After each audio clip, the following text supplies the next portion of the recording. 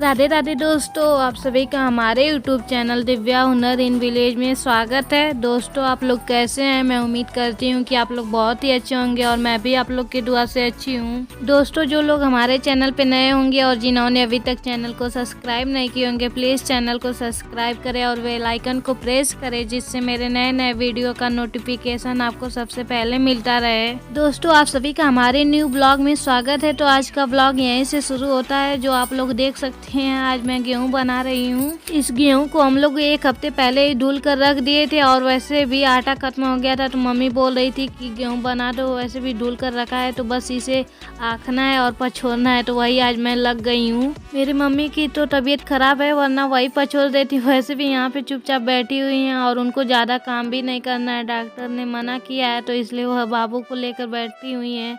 और वहाँ पे मेरी छोटी बहन भी बाबू को खिला रही। लोग नहा धो कर आ गए हैं छत पे धूप लेने के लिए, और 2-3 दिन बाद धूप निकला। उसके पहले तो इतना ज़्यादा कोहरा था कि कुछ काम करने का मन भी नहीं कर रहा था। आज धूप निकली थी, मैं सोची चलो नीचे बनाने से अच्छा है कि ऊपर धूप में बना दूंगी और ठंड भी नहीं लगेगा और आराम से बन जाएगा। तो मैं यहाँ पे सारा जो गेहूँ है उसे आँक चुकी हूँ और उसके बाद पछोड़ने में लग गई हूँ।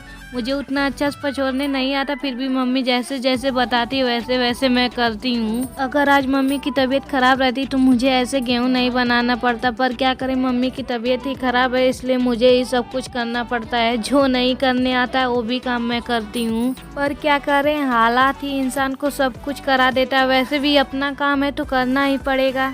तो आज मैं लग गई हूँ गेहूँ बनाने में, और मुझे उतना अच्छा नहीं बनाने नहीं आता है, फिर भी जैसे आता है मैं वैसे ही बनाती हूँ। मैं हर काम सीखने की कोशिश करती हूँ, जो काम कभी नहीं की रहती हूँ वो भी कर लेती हूँ। इसलिए ना कहते हैं कि कोशिश करने वालों की हार नहीं होती है, तो मैं हमेशा कोशिश करती हूँ और उस काम को करके ही रहती हूँ। जो काम मैं ठान लेती हूँ उसे पूरा करके ही रहूँगी। मैं किसी भी काम को अधूरा नहीं छोड़ती हूँ, जिस काम को मैं शुरू करती हूँ उसे पूरा करके ही रहती हूँ। वैसे भी मेरे घर तो एक काम से फुर्सत नहीं होता है, तब तक दूसरा काम शुरू हो जाता है। इसके पहले हम लोग अपना नाला वाला साफ किए थे और फिर बाद में ये काम भी करना पड़ा, क्योंकि आटा खत्म हो गया था, बस शाम भर आटा था। तो मम्मी से मैं बोली, मम्मी कह रही थी गेहूँ बना लो ना, धुल कर रखा हुआ है पहले।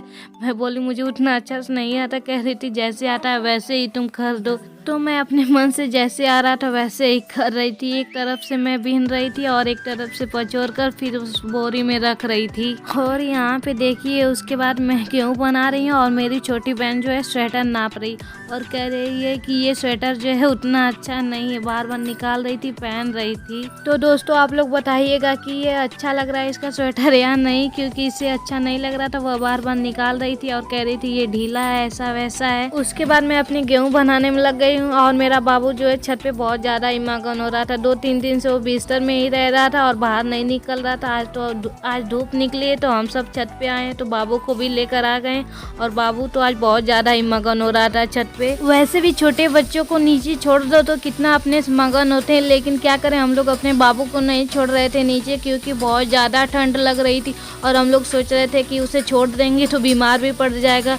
वैसे भी 2 दिन पहले तो इतना ज़्यादा कोहरा था कि कुछ काम करने का मन भी नहीं कर रहा था, तो हम लोग बाबू को कैसे अपने बाहर निकालते। तो आज धूप हुई थी तो अपने बाबू को हम लोग छत पे लेकर आ गए थे और वह तो बहुत ज़्यादा मगन हो रहा था और खुश हो रहा था कि चारों तरफ देखकर उजाला उजाला। और सारे बच्चे अगल बगल में जो थे अपने छत पे थे वो भी सब बोल रहे थे और पतंग उड़ा रहे थे। उन सबको भी देखकर बाबू बहुत ज़्यादा मगन हो रहा था आज। खैर, वो सब बातें छोड़िए, और आप लोग को मेरा वीडियो कैसा लगता है तो कमेंट करके ज़रूर बताया करिए। आप लोग कमेंट करते ही नहीं और मुझे पता भी नहीं चलता है, लेकिन कुछ लोग कमेंट करते हैं और मुझे उनका कमेंट पढ़ के बहुत ही अच्छा लगता है और बहुत ज़्यादा खुशी भी होती है। तो आज मैं उन लोगों का नाम बताती हूँ जो लोग मुझे बहुत ही अच्छा कमेंट करती हैं और मुझे बहुत ज़्यादा खुशी होती है उन लोगों का कमेंट पढ़ के। तो एक कुलदीप दी हैं जो पंजाब से है, वो भी बहुत ही अच्छा कमेंट करती हैं और मुझे उनका कमेंट पढ़ के बहुत ही खुशी होती है। तो दीदी, आप इसी तरह प्यार और सपोर्ट बनाया करिए और मेरे वीडियो ज़्यादा से ज़्यादा शेयर कीजिए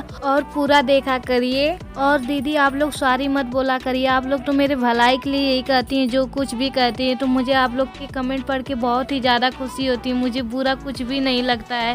तो आप लोग इतना अच्छा कमेंट करती हैं तो इसलिए मैं आप लोग को दिल से धन्यवाद करती हूँ। और उसके बाद पूजा दी है, तो पूजा दी आप भी सॉरी मत बोला करिए, क्योंकि आप लोग तो मेरे भलाई के लिए सब कुछ करती हैं ना, तो मुझे कुछ भी बुरा नहीं लगता है आप लोग का कमेंट पढ़ के। आप लोग कमेंट करती है तो मुझे बहुत ज़्यादा ही खुशी होती है कि किसी को मेरा वीडियो जो है बहुत ही अच्छा लगता है। इसके पहले तो कोई कमेंट भी नहीं करता था और जिससे मुझे पता भी नहीं चलता था कि मेरा वीडियो आप लोग को अच्छा लगता है या नहीं।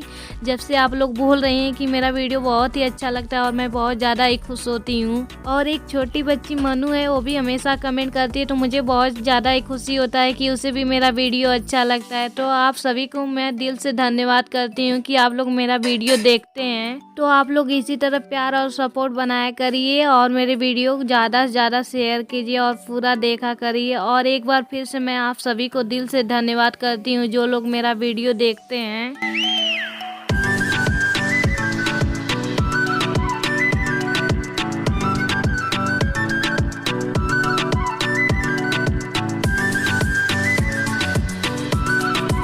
खैर वो सब बातें छोड़िए और यहाँ पे देखिए मेरा गेहूँ भी बनकर रेडी हो चुका है। वैसे भी हमारे घर तो एक काम खत्म नहीं होता है तब तक दूसरा काम शुरू हो जाता है। मैं तो बस इतना ही 10-12 किलो गेहूँ है इतना ही बनाई, उससे में मुझे 1 घंटे लग गए हैं गेहूँ बनाने में। और उसके बाद फिर मैं अपनी बहन से कहती हूँ कि तुम नीचे लेकर चली जाओ और मैं उसके बाद ये सूप वूप लेकर आऊँगी। तो मैं सूप वूप नीचे लेकर आ गई थी और उसके बाद मैं अपने बाबू को चली जाती हूँ दूध देने के लिए, क्योंकि वह रो रहा था छत पे बहुत समय से ही था। जब से हम लोग थे छत पे धूप ले रहे थे नहा धोकर, उसके बाद वो भी उसी छत पे ही था और वह रोने लगा क्योंकि उसे बहुत जोरों से भूख लगा था। तो मैं यहाँ से दूध ले लेती हूँ और फिर उसके बाद उसे देने के लिए चली जाऊंगी। वैसे भी गांव की लड़कियों की तो जिंदगी ऐसी ही होती है, उन्हें तो किसी काम से फुर्सत ही नहीं होता है। जैसे ही एक काम खत्म हो जाता है तब तक दूसरा काम शुरू हो जाता है, ना जाने कहां से काम भी आ जाता है। हम लोग सोचते हैं कि जितना जल्दी सारा काम कर लें और खत्म हो जाए, लेकिन काम जो है खत्म होने का नाम नहीं लेता है और एक एक काम जो है शुरू होता रहता है हमारे घर तो हमेशा ही।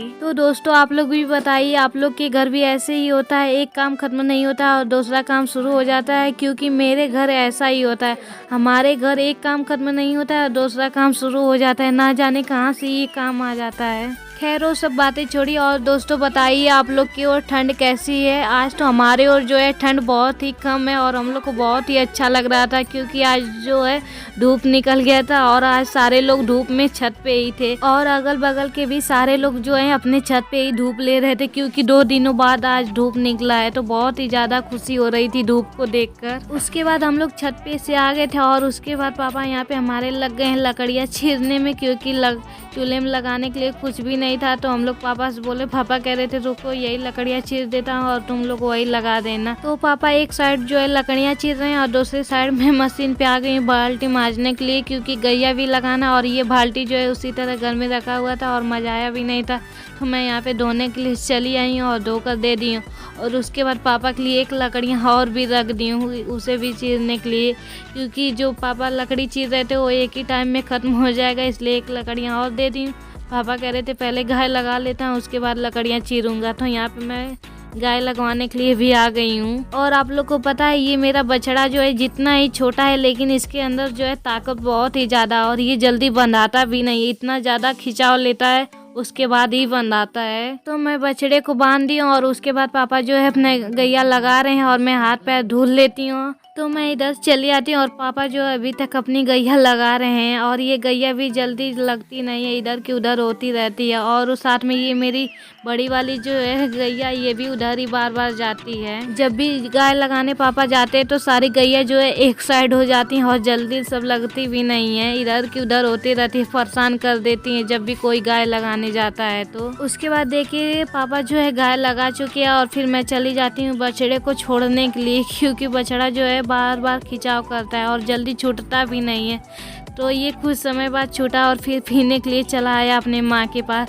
और देखिए गैया कैसे सेवा कर रही, जैसे एक माँ अपने बच्चे का करती है वैसे ही गैया भी करती हैं। इन सबको भी पता रहता है कि कैसे अपने बच्चे का ध्यान रखना चाहिए। बछड़ा छूटने के बाद देखिए कितना मगन से अपनी माँ का दूध पी रहा है और उसके बाद मैं जो है गैया को चोकर खबर देती हूँ और फिर ये खाने में लग जाती है और बछड़ा जो अपनी माँ का दूध पीने में लग जाता है।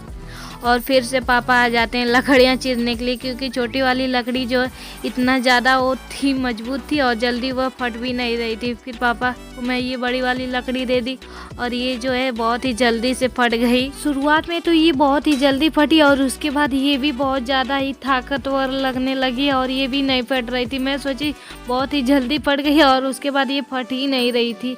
पापा बार बार उसे ठोक रहे थे कि जल्दी फट जाए, लेकिन फट नहीं रही थी जल्दी। तो उधर पापा जो है अपना लकड़ियाँ चीरने में लगे और फिर मैं इधर आ जाती हूँ अपनी बहन को गोबर उठाने के लिए, क्योंकि मैं बोझ कर रख दी थी गमले में और जो है द्वार पे रहता है तो अच्छा भी नहीं लगता, इसलिए मैं उसे उठा दी और वह फेंकने के लिए अपना चली जाती है। और उसके बाद फिर मैं भी आ जाती हूँ पापा के पास में लकड़ियाँ जो फड़वाने के लिए, क्योंकि अकेले लकड़ी जो है फट भी नहीं रही थी और पापा अकेले ही कर रहे थे। तो मैं एक साइड से पकड़ लेती हूँ और फिर पापा अपना जो है इसे फाड़ते हैं, जिससे जल्दी भी हो जाता है और मैं भी पापा का हेल्प कर दी हूँ। वैसे भी कहते हैं ना, जब कोई काम मिल कर करो तो वह काम जल्दी भी हो जाता है और आसान भी हो जाता है। तो ऐसे ही हम लोग भी मिलकर सारे काम करते हैं। तो देखिए यहाँ पे मैं पापा के साथ मिलकर लकड़ियाँ जो है फड़वाई हूँ, जिससे जल्दी फट भी गई है।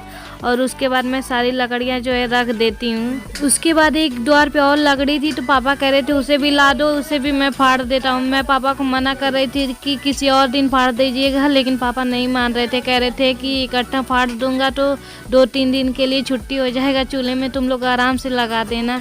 तो यहाँ पे पापा इस लकड़ी को भी फाड़ दिए और फिर मैं सारी लकड़ियाँ जो है रख देती हूँ और हम लोग को छुटकारा भी हो गया कि 2-3 दिन जो है लकड़ियाँ की ज़रूरत भी नहीं रहेगी, आराम से चूल्हे पे खाना बनेगा। अब मैं चलती हूँ, सारी लकड़ियाँ तो अंदर रख चुकी हूँ और फिर झाड़ू लगाकर द्वार को साफ कर देती हूँ, क्योंकि सारी लकड़ियाँ ऐसे ही फैली हुई थी और अच्छा भी नहीं लग रहा था।